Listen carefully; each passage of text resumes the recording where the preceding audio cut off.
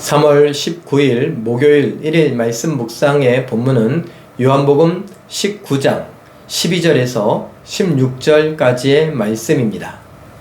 이러함으로 빌라도가 예수를 놓으려고 힘썼으나 유대인들이 소리질러 이르되 이 사람을 놓으면 가이사의 충신이 아니니이다. 무릇 자기를 왕이라 하는 자는 가이사를 반역하는 것이니이다. 빌라도가 이 말을 듣고 예수를 끌고 나가서 돌을 깐 뜰 히브리 말로 가바다에 있는 재판석에 앉아 있더라. 이날은 유월절의 준비일이요 때는 제6시라. 빌라도가 유대인들에게 이르되 보라 너희 왕이로다.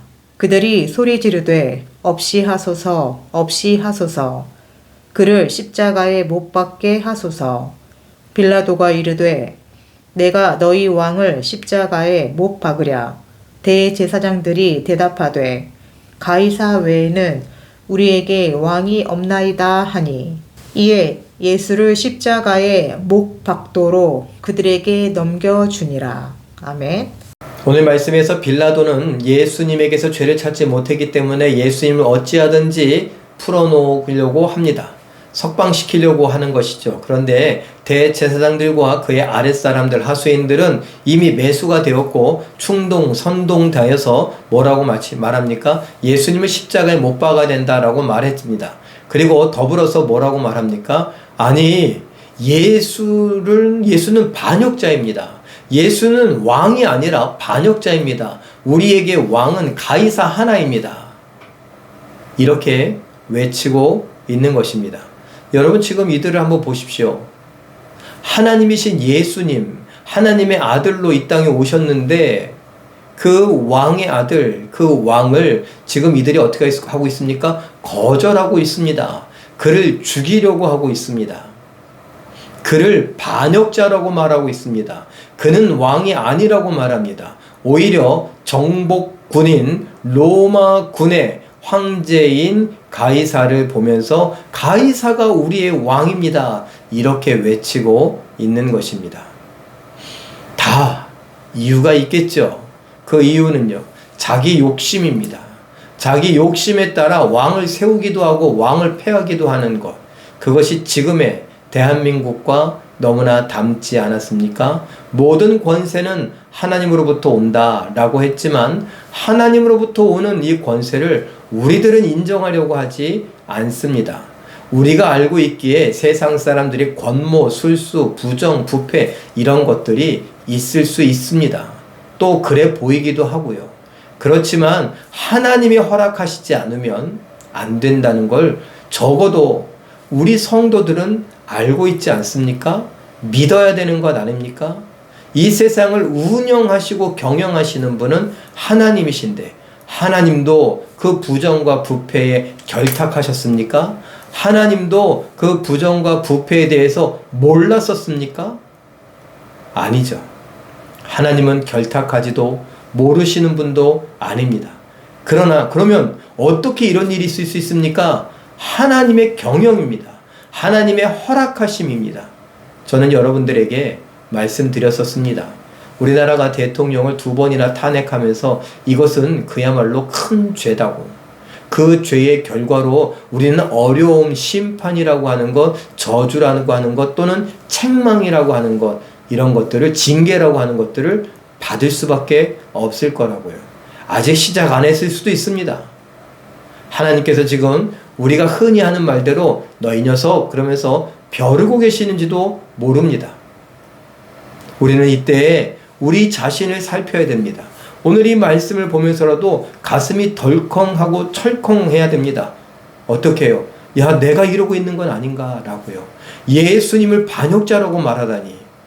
예수님을 왕이 아닌 반역자라고?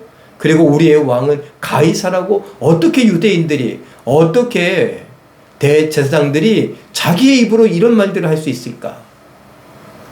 혹시 나는 그런 거 아닌가? 내 욕심에 눈이 멀어서, 내 욕심에 귀가 막혀서 예수님의 말씀이 들리지 않고 예수님이 보이지 않아서 예수님을 왕이 아닌 예수님을 반역자로 생각하고 있는 것은 아닌가. 나에게 왕은 다른 것이 있다고. 내가 사랑하는 남자친구든 여자친구든 또는 남편이든 아내든 아니면 연인이든 아니면 다른 어떤 사람이든 아니면 다른 종교의 신이든 아니면 권력자이든 나에게 은혜를 베푼 어떤 집단이든 이렇게 생각하고 있는 것은 아닌가 돌아봐야 됩니다. 여러분, 한동안에 신천지가 교회 안에 조용히 들어와서 교회 안에 사람들을 이렇게 마음을 막 움직이려고 할 때에 돈을 많이 풀었었습니다. 심지어는 집의 전세금 또는 집의 월세의 보증금 이런 것들을 막 내어주고 빌려주기도 했습니다. 얼마나 고맙습니까? 그 바람에 그 큰 돈을 내가 받고 넘어가는 것이죠. 그래서 산 옮기기라고 말했는데 그것이 교회를 통째로 삼키기도 합니다. 목사들이 이 사람 신천지 같다라고 말해 소용없습니다. 이 사람은 고마운 사람인걸요. 나에게 고마운 사람인걸요. 그 순간 어떻게 됩니까? 돈 때문에 내 욕심과 내 필요와 내 모든 것 때문에 왕이신 예수님을 버리고 교회의 머리 대신 예수님을 버리고 이단 사이비에 내 모든 것을 넘기고 교회까지도 넘기게 되는 일을 하기도 하는 것이죠. 이건 극단적인 예입니다. 우리가 일상을 살아가면서 내 욕심과 욕구와 필요 때문에 믿음을 저버리는 것, 내 신앙 양심을 잠깐 덮어두는 것, 예수님 잠깐만 뒤로 와보세요 라고 하는 것, 이런 것들이 지금 이와 같은 것임을 깨달아 알 수 있는 우리가 될 수 있길 바랍니다. 성령께서 우리의 귀에 속삭이시고 성령께서 우리의 눈에 희미하게 보이시고 성령께서 우리의 양심에 자극을 주실 때에 깨달아 아시고 그 알므로 예수님을 따라갈 수 있는 왕으로 섬기며 그의 말씀을 귀히 여겨 그 말씀 따라 살아갈 수 있는 우리 모두가 되시길 예수님의 이름으로 축원합니다. 기도하겠습니다. 사랑의 하나님, 하나님 사랑하는 자녀들이 말씀을 묵상하며 대제사장들이 예수님은 우리의 왕이 아니라 반역자라고 말하는 것, 우리의 왕은 예수가 아니라 가이사다라고 말하는 것, 이런 충격적인 장면을 보면서 우리 스스로도 돌아볼 수 있기를 바랍니다. 우리의 욕심, 우리의 원하는 것들, 우리의 필요, 이러한 것들 때문에 내가 예수님을 잊어버린 것은 아닌가? 예수님을 왕의 자리에서 잠깐 내려오시라고 했던 것은 아닌가? 내 욕구와 욕망과 욕심과 필요와 그것을 채워주는 다른 것들이 왕의 자리로 올라가 있는 것은 아닌가? 돌아보기를 원합니다. 성령께서 우리가 여러 가지 상황 속에 귀가 막혀 있다면 그 귀를 열어주시옵소서. 성령께서 우리 눈이 감겨 있다면 그 눈을 뜨게 하여 주시옵소서. 왕이신 예수님을 보며 그의 말씀에 귀 기울이며 그의 말씀에 순종하여 예수님을 왕의 자리로 모셔오게 하시고 왕으로서 인정하며 따라갈 줄 아는 우리 모두가 되게 하여 주시옵소서. 하나님께서 함께 하여 주심에 감사와 찬양을 드리며 예수님의 이름으로 기도하옵나이다. 아멘. 잠깐 기도하실 때에 세상의 욕망과 욕구, 욕심에 수많은 사람들이 눈이 멀고 귀를 막는 시대 속에서 성령님께서 내 눈과 귀를 열어 예수님을 왕으로 알고 믿고 인정하며 순종하게 하옵소서. 이렇게 기도하시고 오늘도 말씀과 기도로 멋지고 아름답게 순종하여 승리하시는 기적의 주인공들 다 되시길 예수님의 이름으로 축원합니다.